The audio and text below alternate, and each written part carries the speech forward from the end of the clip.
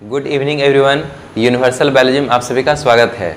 आज हम लोग क्लास 12 का बायोलॉजी का एक नया चैप्टर स्टार्ट करने वाले हैं, principles of inheritance and variation. ये यूनिट 2 का एक चैप्टर है। यूनिट 2 का नाम है जेनेटिक्स एंड इवोल्यूशन और ये है बुक का chapter number 5, principles of inheritance and variation. ठीक है, तो हम लोग सबसे पहले समझते हैं, जैसे यूनिट का नाम है ना जेनेटिक्स एंड इवोल्यूशन, तो सबसे पहले समझेंगे कि ये जेनेटिक्स होता क्या है। तो जेनेटिक्स हम लोग समझते हैं कि जेनेटिक्स क्या है।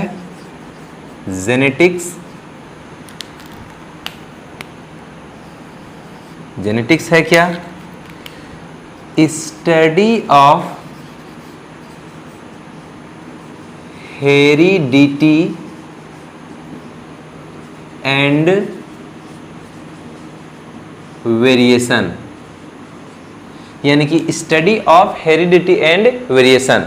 हेरिडिटी और वेरिएशन के अध्ययन को ही हम कहते हैं जेनेटिक्स।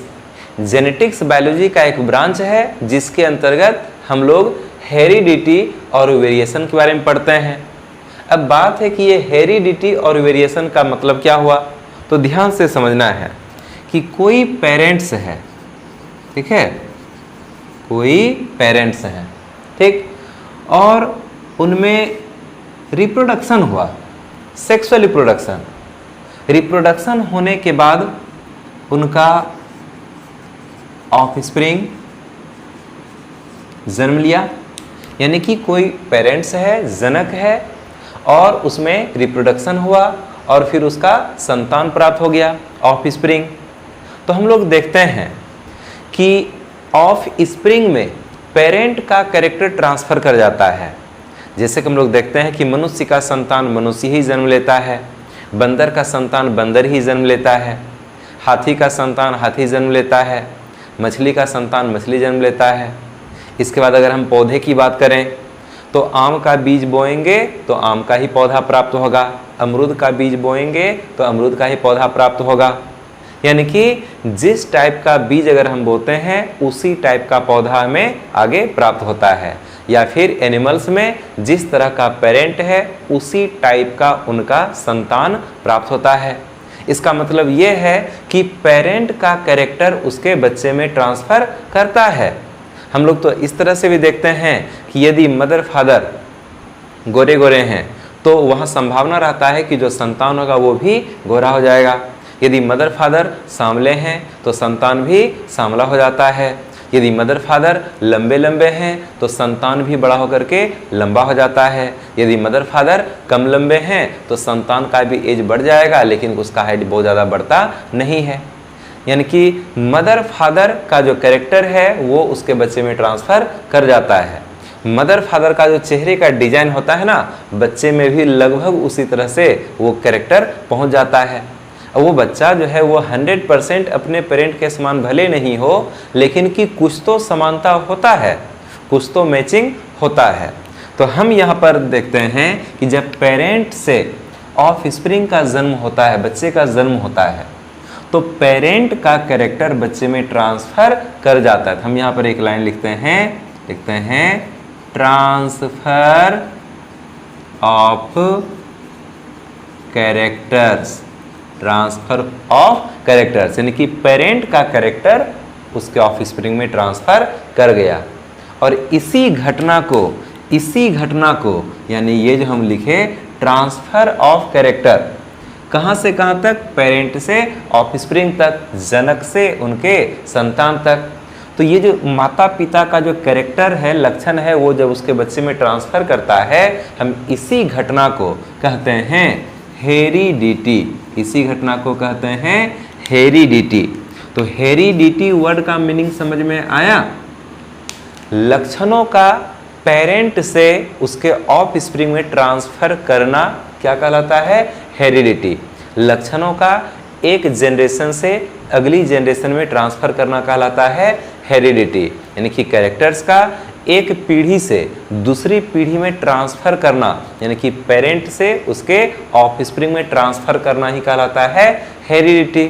ठीक है, तो हेरिडिटी समझ में आया। उसके बाद यदि पेरेंट में सेक्सुअल रिप्रोडक्शन हो रहा है, यदि इस पेरेंट में सेक्सुअल रिप्रोडक्शन हुआ है तो जो बनने वाला ऑफ स्प्रिंग होगा ना, ऑफ स्प्रिंग में संतान में पेरेंट का कैरेक्टर तो जरूर जाएगा, लेकिन कि फिर भी इस ऑफ स्प्रिंग में कुछ ना कुछ अंतर देखने के लिए मिलेगा। कुछ ऐसा कैरेक्टर हमें यहाँ पर देखने के लिए मिलेगा जो कि पेरेंट में नहीं होता है। यानी कि पेरेंट का, हम बोल रहे हैं पेरेंट का कैरेक्टर तो ऑफस्प्रिंग में ट्रांसफर करेगा, लेकिन कि ये ऑफस्प्रिंग 100% अपने पेरेंट के समान नहीं होगा, उसमें कुछ ना कुछ जो है डिफरेंस देखने के लिए मिलता है। वहीं अगर पेरेंट में एसेक्सुअल रिप्रोडक्शन हो रहा है, अलैंगिक जनन हो रहा है, तो अलैंगिक जनन के बाद एसेक्सुअल रिप्रोडक्शन के बाद जो संतान बनता है ना, हम उसे क्या बोलते हैं?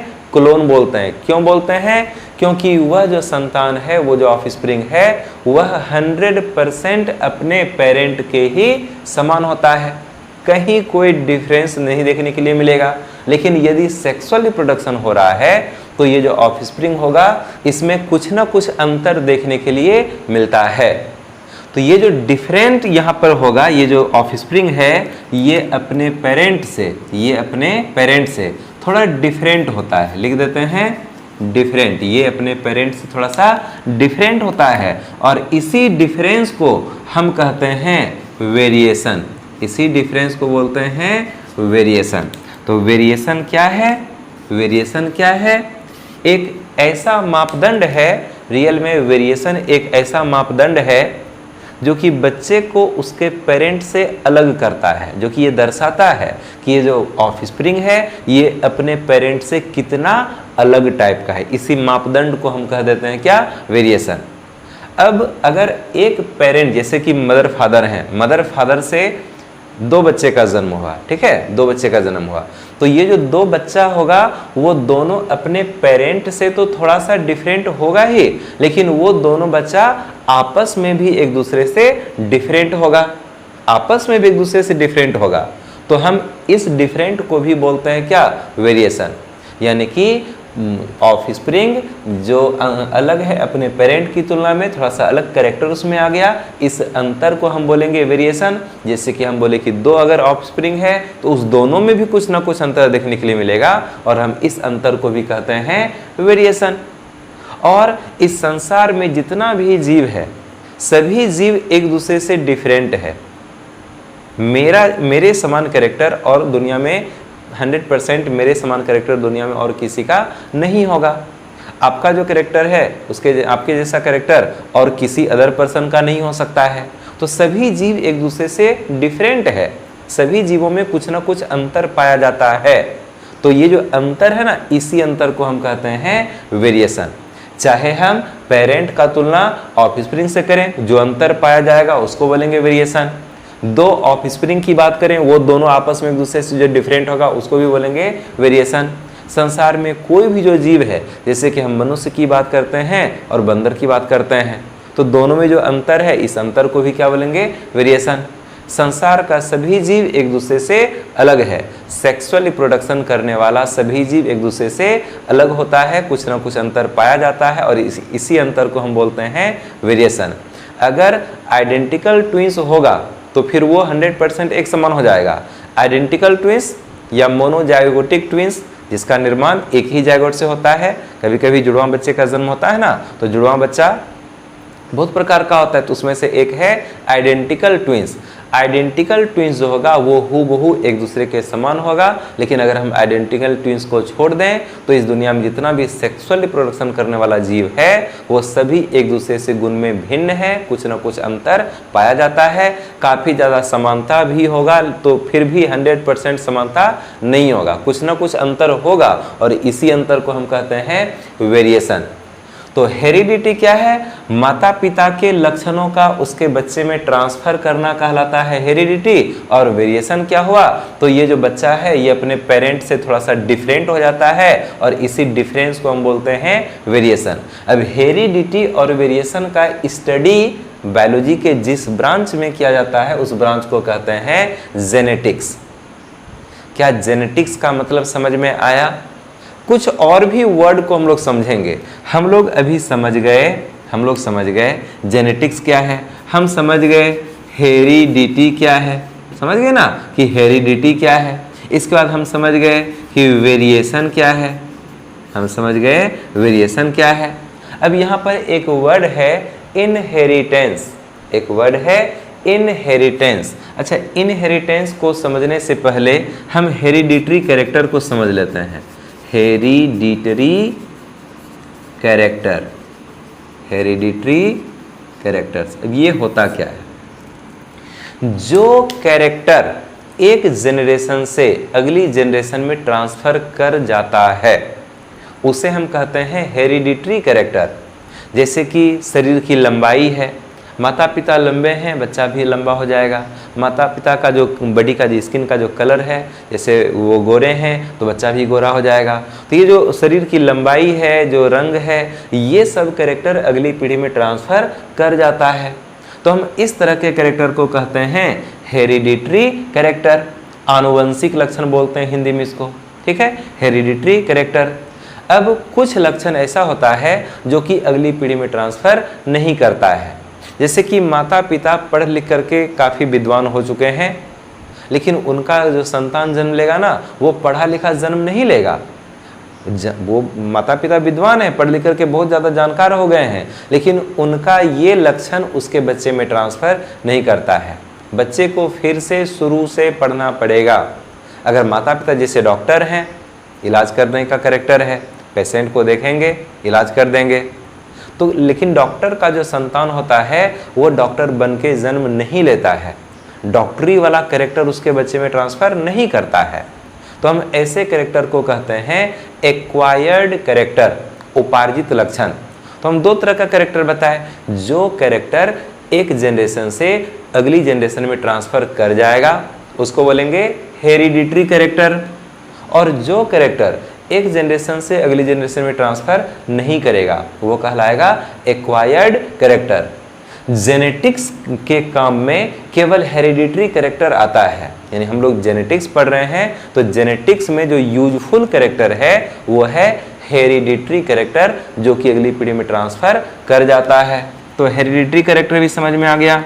इसके बाद हम लोग एक वर्ड इनहेरिटेंस का मीनिंग समझते हैं। ये इनहेरिटेंस का क्या मतलब है, इनहेरिटेंस का मीनिंग क्या है? थोड़ा सा हेरिडिटी को फिर से हम बोलते हैं।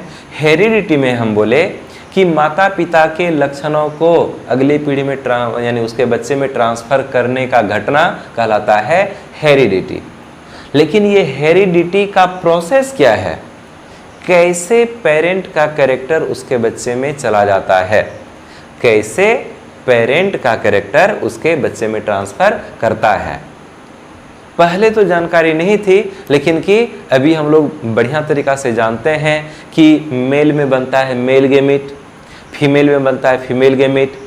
गेमिट में उनका क्रोमोसोम आएगा, क्रोमोसोम के ऊपर उनका जीन प्रेजेंट रहेगा और जीन में उनका कैरेक्टर प्रेजेंट रहेगा। मेल फीमेल गेमिट आपस में जुड़ करके जायगोट बनाएगा, जायगोट से एम्ब्रायो, एम्ब्रायो से ऑफस्प्रिंग का निर्माण होगा।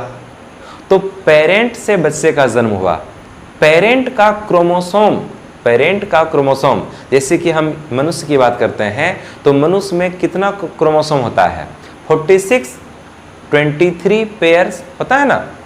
तो जैसे कि कोई भी मनुष्य है, कोई भी है, हम ही लोग हैं, तो हम सभी में 46 क्रोमोसोम प्रेजेंट है, जिसमें से 23 क्रोमोसोम आया हुआ है फादर से और 23 क्रोमोसोम आया हुआ है मदर से, मिलकर के 46 हो गया।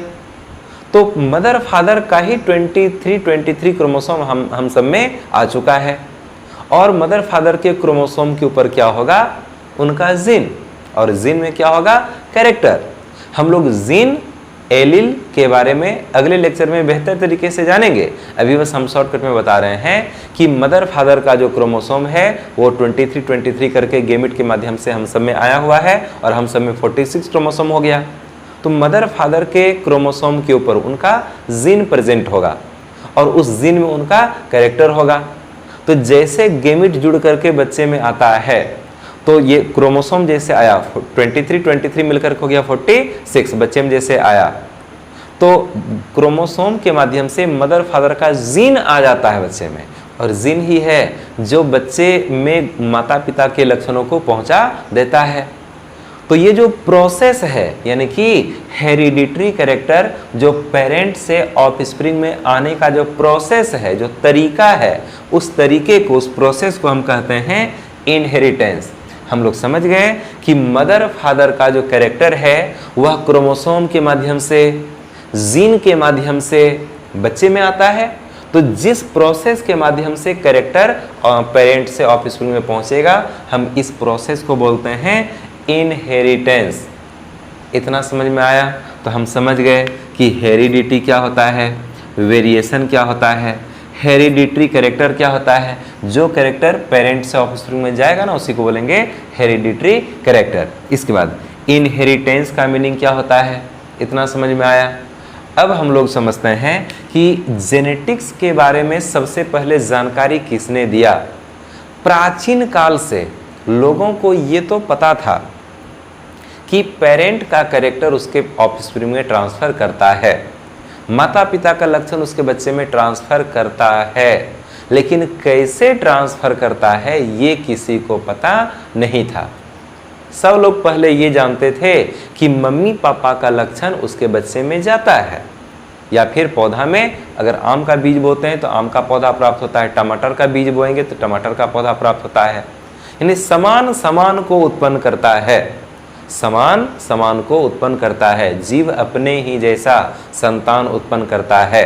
अपने ही जैसा संतान उत्पन्न करने का मतलब है अब वो उसका कैरेक्टर उसके अगले पीढ़ी में ट्रांसफर कर जाता है। लेकिन कैसे ट्रांसफर करता है ये पहले के समय में किसी को पता नहीं था।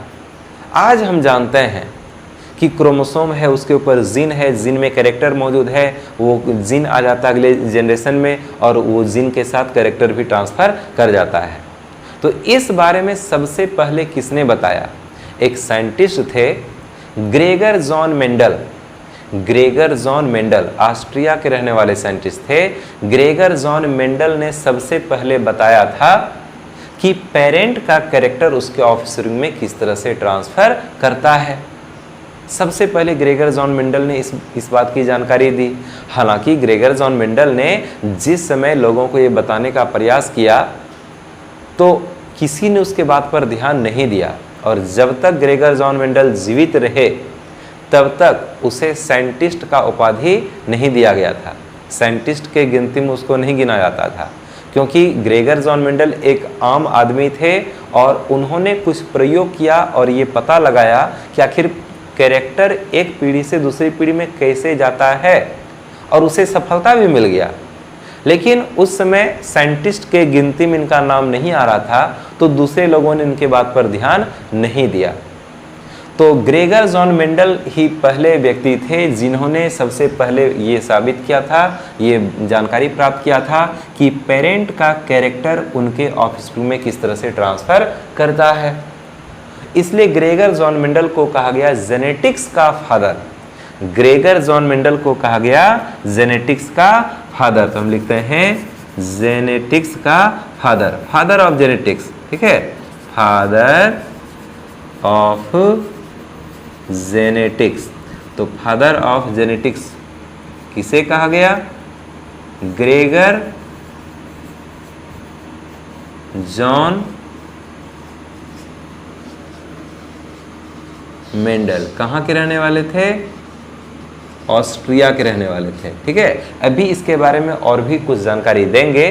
तो ग्रेगर जॉन मेंडल जो ऑस्ट्रिया के रहने वाले थे, इन्होंने सबसे पहले बताया कि पेरेंट का कैरेक्टर उसके ऑफस्प्रिंग में किस तरह से ट्रांसफर करता है।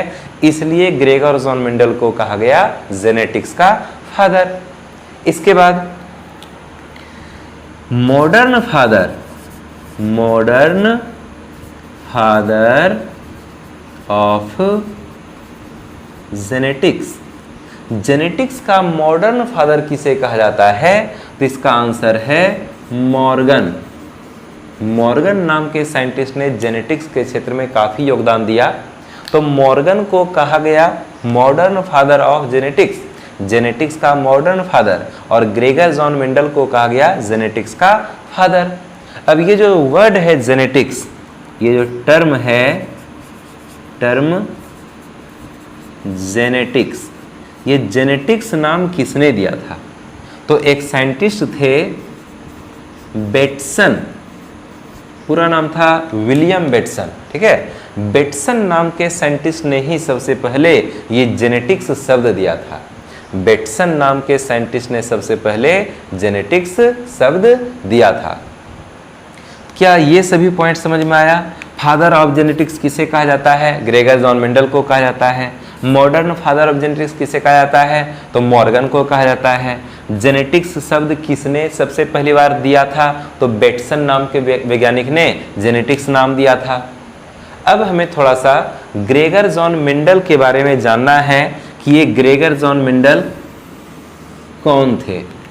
ऑस्ट्रिया के निवासी ग्रेगर जॉन मेंडल, इनका जन्म हुआ था 1822 ईस्वी में और इनकी मृत्यु हो गई थी 1884 ईस्वी में। बहुत लंबे समय तक ये जीवित नहीं रहे थे, लेकिन इन्होंने वो काम किया जो अन्य साइंटिस्ट के बस की बात नहीं थी। अन्य साइंटिस्ट ने इस क्षेत्र में दिमाग ही नहीं लगाया और इन्होंने ऐसा काम कर दिया जो कि बाकी साइंटिस्ट का इस ओर ध्यान ही नहीं था। तो हम बोले कि ग्रेगर जॉन मेंडल जो ऑस्ट्रिया के रहने वाले थे, इनका जन्म 1822 ईस्वी में हुआ था और इनकी डेथ हो गई थी 1884 ईस्वी में, ठीक है। इन्होंने क्या किया? इन्होंने मटर के पौधे पर, इन्होंने जो है मटर के पौधे पर गार्डन पी प्लांट, ठीक है, गार्डन पी प्लांट यानी मटर के पौधे के ऊपर। अच्छा, ये मटर के पौधे का साइंटिफिक नेम क्या होता है? वैज्ञानिक नाम क्या होता है? तो वैज्ञानिक नाम इसका होता है पायसम सैटिवम। पायसम सैटिवम। इन्होंने मटर के पौधे पर कुछ प्रयोग किया था और प्रयोग करके इस बात को जाना कि पेरेंट का कैरेक्टर उसके ऑफस्प्रिंग में किस तरह से ट्रांसफर करता है। इन्होंने कुछ प्रयोग किया, जैसे monohybrid cross, dihybrid cross, trihybrid cross. हम लोग आगे पढ़ेंगे, ऐसे दो ही तरह का प्रयोग हम लोग पढ़ने वाले हैं, मोनोहाइब्रिड क्रॉस और डायहाइब्रिड क्रॉस। ट्राइहाइब्रिड क्रॉस प्रयोग किया गया था लेकिन कि पढ़ने के लिए नहीं दिया गया है।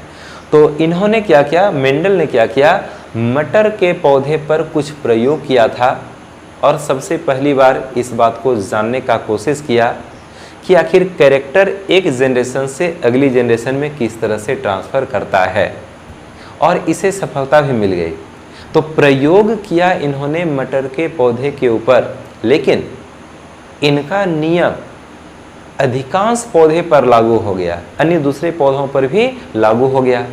और सिर्फ पौधा ही नहीं, इनका नियम जंतुओं के ऊपर भी लागू हुआ।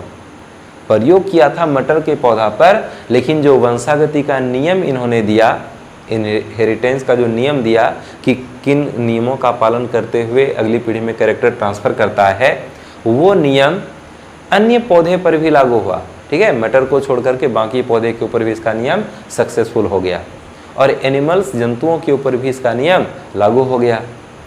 लेकिन जब तक ये जीवित थे तब तक इसके बात पर किसी ने ध्यान नहीं दिया। मेंडल ने 1856 से 1864 ईस्वी तक, मेंडल ने 1856 से 1864 ईस्वी तक यानी 8 वर्षों तक इन्होंने मटर के पौधे पर एक्सपेरिमेंट किया, इस बात को जानने का कोशिश किया कि लक्षण अगली पीढ़ी में किस तरह से जाता है।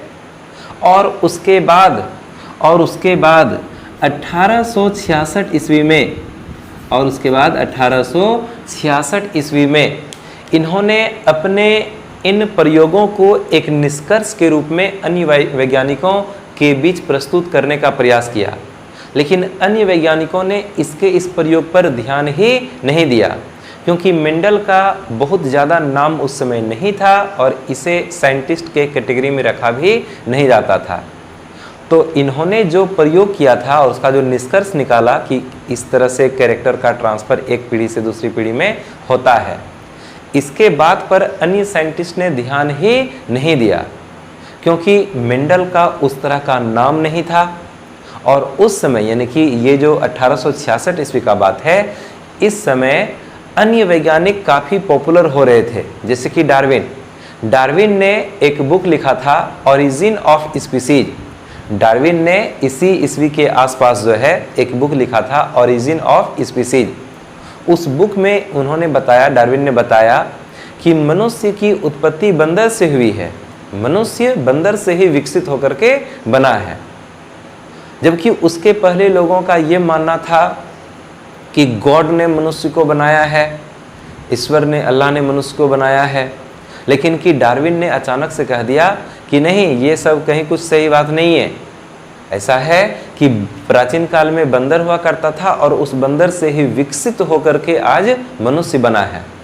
तो ये उस टाइम के लिए एक, सभी लोगों के लिए एक बहुत ही नया बात, बहुत ही आश्चर्यजनक बात था कि डार्विन इस तरह से कैसे बोल सकता है कि बंदर से मनुष्य विकसित हुआ है, क्या प्रमाण है, कैसे बोल सकता है। तो सारे साइंटिस्ट का ध्यान चला गया था डार्विन की तरफ, मेंडल के प्रयोग के तरफ किसी का भी ध्यान गया ही नहीं। और मेंडल ने अपने निष्कर्ष को थोड़ा मैथमेटिक्स टाइप से सॉल्व करके लिखा था। मेंडल ने अपने निष्कर्ष को जो नोट्स बना करके लिखा था, थोड़ा सा मैथमेटिक्स टाइप, उसका कैलकुलेशन जो था ना वो नंबर के आधार पर था। और बायोलॉजी के जानकार लोगों को, चाहे बायोलॉजी का कोई टीचर हो या फिर चाहे बायोलॉजी से रिलेटेड कोई भी साइंटिस्ट हो, उसे मैथमेटिक्स ठीक से समझ में नहीं आता है या मैथमेटिक्स के तरफ ज़्यादा रुचि नहीं रहता है, ध्यान ज़्यादा नहीं जाता है। तो बाकी साइंटिस्ट जो थे बायोलॉजी के, उसने इसके मैथमेटिक्स टाइप के कैलकुलेशन के तरफ जो है ध्यान ही नहीं दिया। और फिर इनकी डेथ हो गई 1884 ईस्वी में। समय बीता और 1900 ईस्वी आया, 1900 ईस्वी, ठीक है। तो 1900 ईस्वी में 3 अलग अलग साइंटिस्ट, ह्यूगो डी व्रीज, शेरमार्क और कार्ल कोरेंस, इन तीनों साइंटिस्ट ने अलग अलग जगह में मेंडल के उस नोट्स को देखते हुए फिर से उसके प्रयोग को दोहराया। 3 साइंटिस्ट ने मेंडल के उस नोट्स को देखते हुए फिर से उन्हीं सब प्रयोगों को दोहराया। यानी जिस तरह से मेंडल ने प्रयोग किया था उसी तरह से इन तीनों साइंटिस्ट ने मिलकर के फिर से प्रयोग किया। और इन्होंने देखा कि जिस तरह का बात मेंडल अपने नोट्स में लिखा था उसी तरह का घटना इनके साथ भी, मतलब इन्होंने जो प्रयोग किया उसमें उसी तरह की घटना को देखा। नए साइंटिस्ट को पता चल गया, ह्यूगो डी व्रीज, शेरमार्क और कार्ल कोरेंस, इन तीनों को पता चल गया कि कैरेक्टर एक जनरेशन से अगली जनरेशन में किस तरह से जाता है।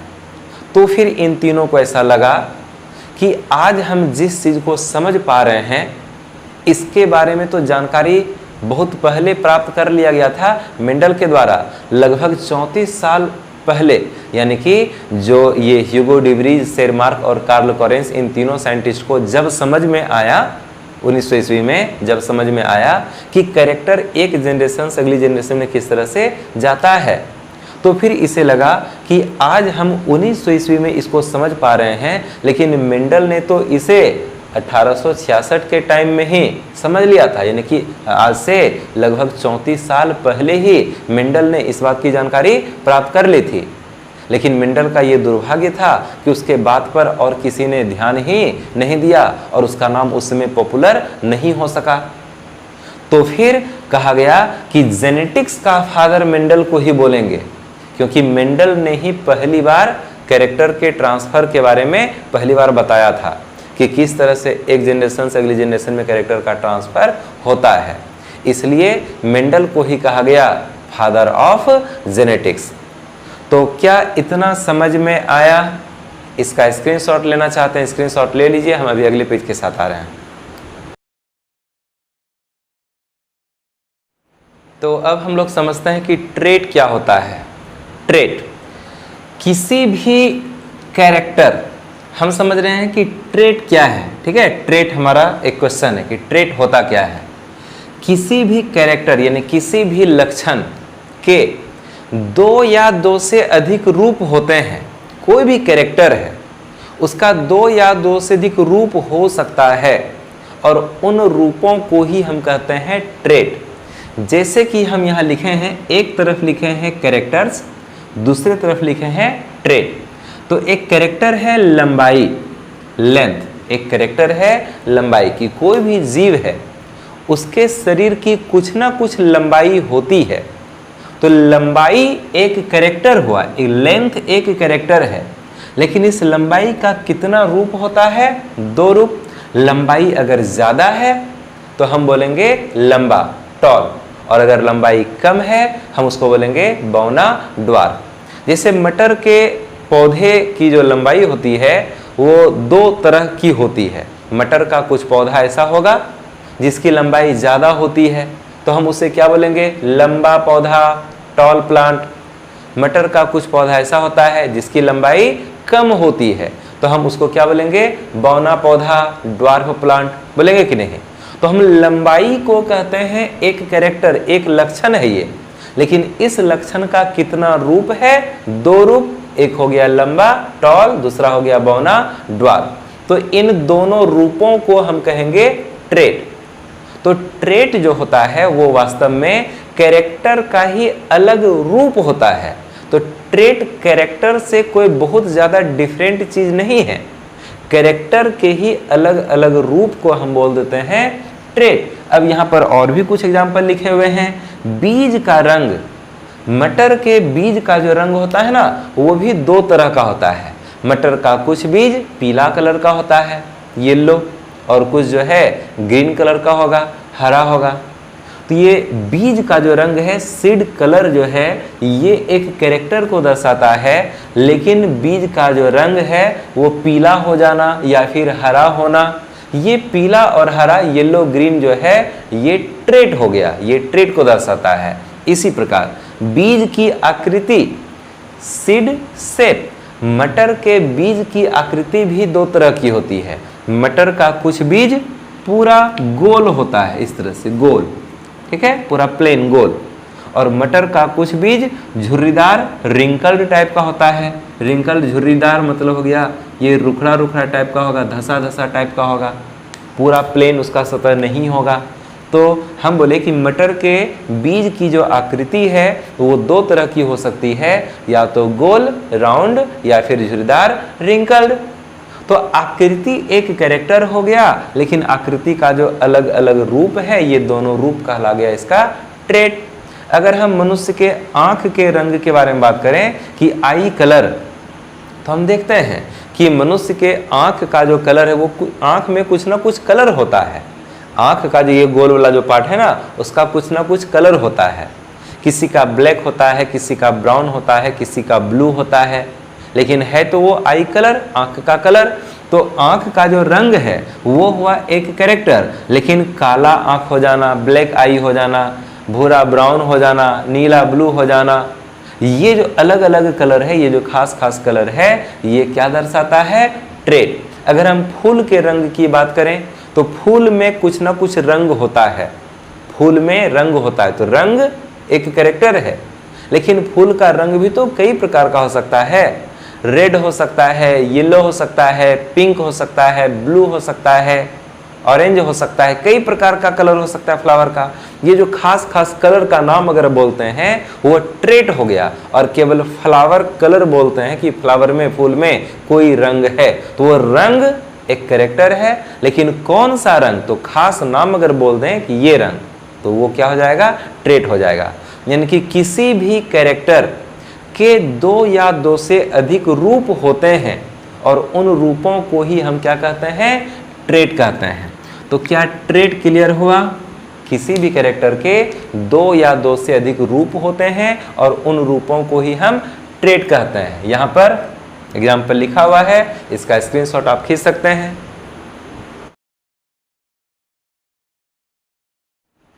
अब हम लोग पढ़ते हैं कि मेंडल ने मटर के पौधे पर जो प्रयोग किया था, कितने कैरेक्टर को लेकर के प्रयोग किया था? तो 7 कैरेक्टर। मेंडल ने मटर के पौधे के 7 कैरेक्टर पर ध्यान दिया और प्रत्येक कैरेक्टर का 2 अलग रूप था, यानी कि 7 पेयर्स कैरेक्टर। को लेकर के मटर के पौधे पर उसने प्रयोग किया था। तो वह 7 पेयर कैरेक्टर क्या था, या 7 कैरेक्टर कौन कौन सा था, उसका एक लिस्ट हम बनाए हुए हैं। यहाँ पर लिखे हैं 7 पेयर्स ऑफ कैरेक्टर्स। जिससे पहले एक कैरेक्टर को समझते हैं। यहाँ पर लिखे हैं कैरेक्टर, लक्षण, इधर है डोमिनेंट ट्रेट प्रभावी लक्षण, रिसेसिव ट्रेट अप्रभावी लक्षण। अभी डोमिनेंट और रिसेसिव समझ में नहीं आता होगा, अभी थोड़ा शॉर्ट में बता देते हैं। हम लोग अगले वीडियो में डोमिनेंट रिसेसिव को बेहतर तरीके से जानेंगे। जैसे यहाँ पर लिखा है ना, पौधे की लंबाई। पौधे में लंबाई तो होती है, लेकिन लंबाई का भी कितना रूप है, 2 रूप है। लंबाई ज़्यादा होगा तो बोलेंगे लंबा पौधा टॉल प्लांट, लंबाई कम होगा तो बोलेंगे बौना पौधा ड्वार्फ प्लांट। तो मेंडल ने मटर के पौधे के ऊपर लंबाई से रिलेटेड जो प्रयोग किया था, तो लंबाई का 2 रूप लिया, एक लंबा पौधा और एक बौना पौधा, टॉल प्लांट और ड्वार्फ प्लांट। ये लंबा और बौना पौधा जो है, ये लंबाई का ही ना 2 रूप है। अब जैसे कोई एक ऐसा पौधा हो, कोई ऐसा पौधा हो जिसमें कि लंबा वाला भी ट्रेट है और बौना वाला भी ट्रेट है, दोनों ट्रेट है एक साथ। कोई ऐसा पौधा जिसमें कि लंबा वाला भी ट्रेट मौजूद है और उसमें बौना वाला भी ट्रेट मौजूद है। तो याद रखना है कि जब भी लंबा और बौना दोनों ट्रेट एक ही प्लांट में रहेगा, तो फिर प्लांट में एक ट्रेट अपना इफेक्ट दिखाता है और दूसरा ट्रेट अपना इफेक्ट नहीं दिखा पाता है। यानी कि लंबा और बौना दोनों कैरेक्टर, यानी कि दोनों जो ट्रेट है, ये अगर एक ही प्लांट में है तो हमेशा लंबा वाला जो ट्रेट है वो अपना इफेक्ट दिखाएगा, पौधा को लंबा कर देगा, और जो बौना वाला ट्रेट है ये अपना इफेक्ट नहीं दिखा पाता, इसका गुण दब जाता है। तो लंबा वाला का गुण उभर जाएगा और बौना वाला का गुण दब जाएगा, तो पौधा कैसा हो जाएगा, लंबा हो जाएगा। यानी कि कोई ऐसा पौधा जिसमें लंबा बौना दोनों ट्रेट प्रेजेंट है, तो उस कंडीशन में लंबा वाला ट्रेट दिखता है, बौना वाला ट्रेट नहीं दिखता है। तो जो दिखेगा उसको हम बोलेंगे डोमिनेंट ट्रेट, जो दिखा उसको बोलेंगे डोमिनेंट ट्रेट, और रहते हुए भी जो नहीं दिखा उसको बोलते हैं रिसेसिव ट्रेट। जो दिखेगा उसको बोलेंगे डोमिनेंट ट्रेट यानी कि प्रभावी लक्षण, और जो रहते हुए भी दिखेगा नहीं उसको बोलेंगे रिसेसिव ट्रेट यानी कि अप्रभावी लक्षण। तो लंबाई का जो 2 ट्रेट है, लंबा और बौना, तो लंबा दिखा तो लंबा को क्या बोलेंगे, प्रभावी लक्षण डोमिनेंट ट्रेट बोलेंगे, और बौना वाला को क्या बोलेंगे, रिसेसिव ट्रेट यानी कि अप्रभावी लक्षण बोलेंगे। ठीक है, तो मेंडल ने जो 7 पेयर्स ऑफ कैरेक्टर को सिलेक्ट करके मटर के पौधा के ऊपर प्रयोग किया था, वो 7 पेयर ऑफ कैरेक्टर क्या था। तो यहाँ पर हम एक कैरेक्टर लिख रहे हैं और उसका जो है ये 2 तरह का जो ट्रेट है तो वो पेयर बन जाएगा। जैसे कि है पौधे की लंबाई, प्लांट लेंथ, 2 तरह का लंबाई था, एक मटर का पौधा लंबा था, दूसरा बौना लिया, यानी कि ये 2 ट्रेट लिया था, जिसमें से लंबा है डोमिनेंट और बौना है रिसेसिव। इसके बाद पुष्प की स्थिति, फ्लावर पोजीशन, फूल कहाँ पर है, पौधा में फूल किस पोजीशन में लगा हुआ है, उसका पोजीशन 2 तरह का होता है, एक होता है एक्सिलरी और एक होता है टर्मिनल। ये एक्सिलरी और टर्मिनल का क्या मतलब है, तो हम थोड़ा सिंपल टाइप से फिगर बना करके समझाने का कोशिश करते हैं। जैसे ये भूमि का सतह है, यहाँ पर मटर का पौधा इस तरह से तैयार हो रहा है, ठीक है, मटर का पौधा यहाँ पे इस तरह से ब्रांच भी निकल रहा है, ब्रांच भी निकल रहा है। तो होगा क्या कि थोड़ा ध्यान से देखना है, जो मेन बीच वाला ब्रांच है ना, उसमें फ्लावर पहले उत्पन्न नहीं होगा, और जो साइड से ब्रांच निकल रहा है इस पर यहाँ फूल लग जाएगा, इस पर यहाँ फूल लग जाएगा, इस पर फूल लगेगा, इस पे फूल लगेगा। अब ये वाला जो सबसे बीच वाला जो है ना, ये सबसे बीच वाला जो स्टेम है, जो मेन स्टेम है, ये ऊपर वृद्धि करते जा रहा है और इससे ब्रांच निकलते जा रहा है और इस पर फ्लावर लगते जा रहा है। ये लगातार ग्रोथ करते जा रहा है, बड़ा होते जा रहा है, और जो जो उससे ब्रांच निकलेगा उसमें फ्लावर उत्पन्न होते जाएगा। तो फ्लावर का ये जो पोजीशन है ये कहलाता है एक्सिलरी, ये पोजीशन कहलाएगा एक्सिलरी। ठीक है, और कोई ऐसा कंडीशन हो, जैसे ध्यान से देखना है, दिखाई पड़ेगा कि नहीं दिखाई पड़ेगा, यहाँ दिखाई पड़ रहा है ना, जैसे थोड़ा सा सरा के बनाते हैं, यहाँ पर एक प्लांट है, ये बड़ा हो रहा है, इधर ब्रांच निकला, इधर ब्रांच निकला, और ये बड़ा हो रहा है, ब्रांच निकल रहा है। तो होगा क्या, सबसे पहले इसका जो मेन बीच वाला स्टेम है ना, इसी पर फ्लावर लग जाएगा। सबसे जो बीच का स्टेम, जो मेन स्टेम है ना बीच वाला, उसी में पहले फ्लावर आ गया, और जैसे उसमें फ्लावर आया, अब ये प्लांट आगे ग्रोथ करना बंद कर देगा, और फिर धीरे धीरे ये साइड वाले में भी फ्लावर आएगा। यानी कि चूंकि पहले डायरेक्ट शीर्ष भाग पर, जो टर्मिनल एंड है, जो सबसे शीर्ष भाग है, सबसे ऊपर का जो टॉप है, पहले वहीं पर फ्लावर आ गया, और जैसे वहाँ फ्लावर आएगा, अब वो बीच का स्टेम आगे वृद्धि करना बंद कर देगा। फिर धीरे धीरे जो नीचे से साइड से जो ब्रांच निकला है, उसके टॉप पर भी फ्लावर उत्पन्न हो जाएगा। और यहाँ पर क्या हो रहा है कि सबसे जो मेन स्टेम है, इसके ऊपर फ्लावर नहीं लग रहा है, वो लगातार ग्रोथ करते जाएगा, और साइड से जो ब्रांच निकल रहा है, उसमें फ्लावर हो रहा है। और यहाँ पर पहले क्या हुआ, टॉप पर ही फ्लावर आ गया, और फिर बाद में धीरे धीरे साइड में आया, और फिर इसका लंबाई बढ़ना बंद हो गया। तो इस फ्लावर के पोजीशन को हम बोलते हैं टर्मिनल, और इस फ्लावर के पोजीशन को बोलते हैं एक्सिलरी।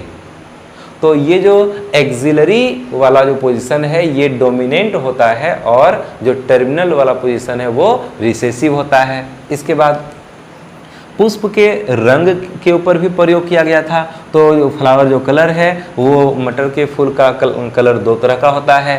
कुछ फ्लावर होता है जो पर्पल होता है, और कुछ फ्लावर होता है जो व्हाइट होता है। इस दोनों को लेकर के भी प्रयोग किया। इसमें से पर्पल होता है डोमिनेंट, और व्हाइट होता है रिसेसिव। इसके बाद फली का रूप, पोड शेप, फल, मटर का जो फल होता है ना, मटर का ये जो फल होता है इस तरह से, ठीक है, इसी को हम बोलते हैं फली, पोड।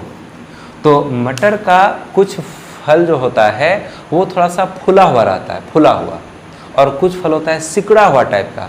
कुछ फल होगा इस तरह से, कुछ फल होगा इस तरह से सिकुड़ा हुआ, ठीक है, देखो सिकुड़ा हुआ लग रहा है ना, सिकुड़ा हुआ, यहाँ फूला हुआ, यहाँ पर सिकुड़ा हुआ। तो फली का जो रूप है, जो शेप है, वो या तो इन्फ्लेटेड यानी कि फूली हुई हो सकती है, या फिर वो कॉन्स्ट्रिक्टेड यानी कि संकीर्णित, वो सिकुड़ा हुआ टाइप का हो सकता है। इसमें से इन्फ्लेटेड यानी फूला हुआ जो रूप है ये डोमिनेंट है, और जो कॉन्स्ट्रिक्टेड है वो रिसेसिव है। इसके बाद है फली का रंग, फल का जो रंग है वो है ग्रीन कलर और येलो कलर। तो ग्रीन होता है डोमिनेंट, और येलो होता है, पीला होता है रिसेसिव। इसके बाद बीज की आकृति, सीड शेप। तो बीज की आकृति भी दो तरह की होती है, गोल और झुर्रीदार, यानी कि राउंड और रिंकल्ड। इसमें से राउंड जो है वो डोमिनेंट है, और झुर्रीदार रिंकल्ड जो है ये रिसेसिव है। इसके बाद बीज का रंग, मटर के यानी कि सीड कलर, बीज का जो रंग है वो भी दो तरह का होता है, पीला और हरा, यानी कि येलो और ग्रीन। तो येलो होता है डोमिनेंट और ग्रीन होता है रिसेसिव। यहाँ पर थोड़ा सा ध्यान देना है कि बीज का जो रंग है वो दो तरह का है, पीला और हरा। बीज का रंग पीला और हरा, तो यहाँ पर पीला हो जाता है डोमिनेंट और हरा हो जाता है रिसेसिव। लेकिन यदि हम फली का रंग देखें, फल का कलर देखें, तो फल का कलर भी दो तरह का है, हरा और पीला। तो फल के कलर में हरा हो जाता है डोमिनेंट और पीला हो जाता है रिसेसिव। लेकिन कि बीज के कलर में उल्टा हो जाता है, बीज के कलर में पीला हो जाता है डोमिनेंट और हरा हो जाता है रिसेसिव। और यहाँ जैसे यहाँ पर पीला हो गया डोमिनेंट और यहाँ पर हरा हो गया डोमिनेंट, हुआ कि नहीं? तो ये उल्टा है यहाँ पर, ये खास बात है। तो इन 7 पेयर्स, यानी कि एक में 2 है तो एक पेयर हो गया, दूसरा में फिर 2 है तो दूसरा पेयर हो गया। तो 7 पॉइंट लिखे, सब में 2-2 है, तो 7 पेयर ऑफ कैरेक्टर को लिया और प्रयोग किया था। तो आज के क्लास में हम लोग इतना पढ़ते हैं और हम लोग इसके आगे क्रोमोसोम को समझेंगे, होमोलोगस क्रोमोसोम को समझेंगे, एलील क्या होता है, जीन क्या होता है, होमोजाइगस क्या होता है, हेटेरोजाइगस क्या होता है, डोमिनेंट के बारे में समझेंगे, रिसेसिव यानी डोमिनेंट रिसेसिव को और हम लोग बेहतर तरीके से समझेंगे। तो बहुत कुछ हम लोग समझने वाले हैं। उसके बाद फिर जो मेंडल ने प्रयोग किया था mono hybrid cross, dihybrid cross, सबको हम लोग डिटेल्स में बारी बारी से समझते चलेंगे। इधर बहुत दिन से वीडियो हम नहीं ला रहे थे, वो इधर तबीयत ठीक नहीं थी, आवाज़ भी फंस गया था। तो अभी रेगुलर वीडियो बनाएंगे और एक दिन गैप करके एक दिन वीडियो अपलोड करते रहेंगे। तो मन लगा करके पढ़ते रहिए। हम लोग मिलते हैं अगले क्लास में। All the best.